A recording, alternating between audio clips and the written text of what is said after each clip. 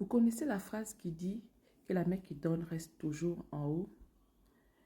C'est une phrase qui peut paraître péjorative pour certaines personnes, tout simplement parce que lorsqu'elles font la lecture, elles se disent que la personne qui le dit se prend trop.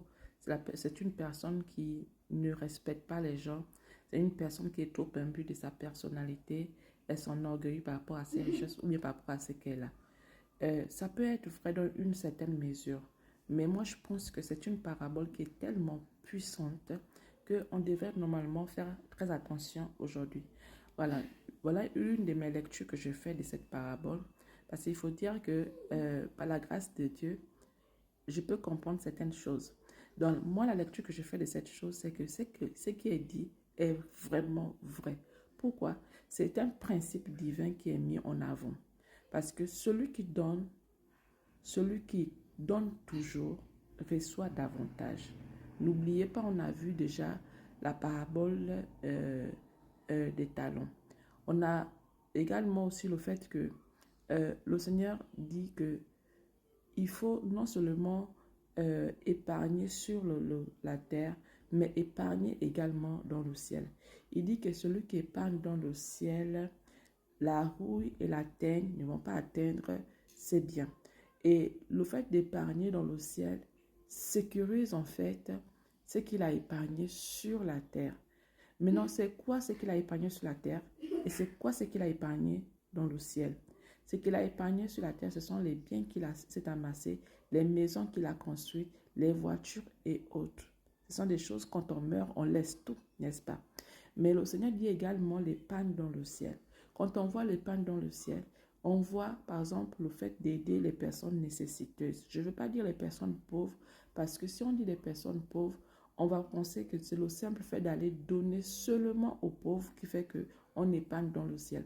Pour moi, je crois que si on aide des personnes qui ont à cet instant peut-être un problème, tu peux aussi ne pas être pauvre, hein, mais peut-être qu'à cet instant, tu as une situation et que tu as besoin suffisamment d'aide et que quelqu'un vient t'aider à cet instant, c'est qu'elle s'est amassée aussi des trésors dans le ciel. Donc, on ne va pas parler des pauvres, mais on va parler de toutes les personnes qu'on aide vraiment avec le cœur. Pas pour pouvoir montrer qu'on a de l'argent, mais parce qu'on veut aider ces personnes, sachant que ces personnes ont un souci présent, que ce soit un souci ponctuel ou encore de longue durée. À partir du moment où tu prends soin de la personne, où tu aides la personne, tu t'es amassé un trésor au ciel. Et ce trésor-là, la rouille et la teigne ne pourront pas détruire, ne pourront pas les atteindre et ça sécurise ton épargne sur terre. Donc, les choses que tu as sur terre prendront encore plus d'ampleur, pourront encore grandir parce que, en fait, tu fais du bien à des personnes qui ont besoin vraiment de quelque chose. Et quand tu le fais, le Seigneur a un regard favorable sur toi et il te bénit encore. Parce qu'il dit que celui qui a et qui donne, il reçoit encore davantage. Celui qui a et qui ne fait rien avec, on l'arrache même ce qu'il a. Donc, quand la parabole, j'espère que c'est une parabole qui dit que la main qui donne est toujours en haut, c'est vrai, parce que le simple fait pour toi de donner, le Seigneur te donne encore davantage. Et quand il te donne davantage, qu'est-ce que tu fais avec? Tu vas toujours donner. Donc, ça veut dire que tu seras toujours en haut et jamais en bas. Ce n'est pas ce qui est dit, hein, mais ça, c'est mon interprétation. Puisque quand tu te mets à donner, c'est que tu es en haut, mais il y a forcément quelqu'un qui est en bas. Et là, il y a forcément une main qui est en bas. Mais la main qui est en bas, ce n'est pas toi. Toi, c'est la main qui est en haut parce que tu as compris un principe divin et que tu l'appliques tout le temps et tu reçois davantage. Remarquez, hein, les richards de ce monde, ils n'ont peut-être pas Christ avec eux, mais vous allez les voir avec des associations, vous allez les voir avec des fondations, vous allez les voir en train de faire toujours des œuvres et autres, à gauche, à droite. Mais pourquoi ils le font? C'est parce qu'ils ont compris ce principe divin qu'ils mettent en place, parce qu'ils comprennent que le fait de donner sécurise les biens qu'ils ont sur cette terre.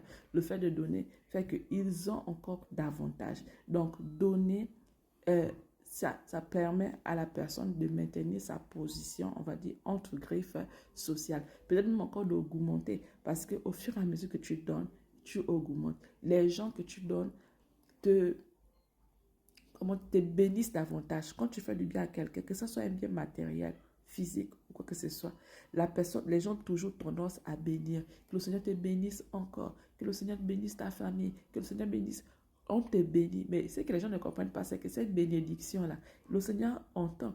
Et le Seigneur également bénit ces personnes-là parce que ces personnes vous font du bien. Donc, elles sont bénies justement. Et au fur et à mesure qu'elles sont bénies, elles donnent toujours et leur main reste en l'air. La main reste en haut. Donc, vous voyez, c'est une parabole qui paraît un peu bizarre, mais c'est une parabole qui est vraie. Parce qu'au fur et à mesure que tu donnes, eh bien, ta main restera toujours en haut pour pouvoir encore donner davantage.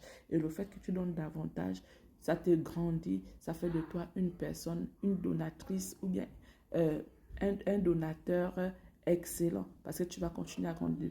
Mais par contre, ce que vous devez comprendre, c'est que il y a des personnes qui donnent et qui médiatisent la chose. Non. Si tu médiatises la chose, eh bien, sache que tu as déjà ta récompense. Parce que ce que tu as médiatisé, tu as la récompense.